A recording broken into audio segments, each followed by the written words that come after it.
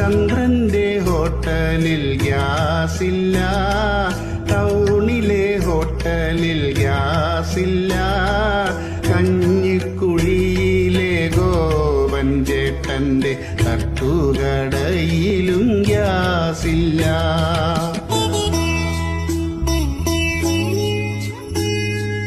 അകലെയെങ്ങാണ്ടുള്ള Persian രാജ്യത്ത് അവരുടെ ശത്രുക്കൾ ബോംബിട്ടു.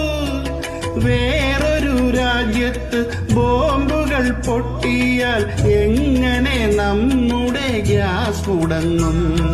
വല്ലപ്പോഴും കാണൂ വാർത്തകൾ, നാട്ടിൽ നടക്കുന്ന കാര്യങ്ങൾ. ഏതൊരു നേരവും റീലുകൾ കണ്ടിട്ട് മണ്ടത്തരം തന്നെ ചോദിക്കും.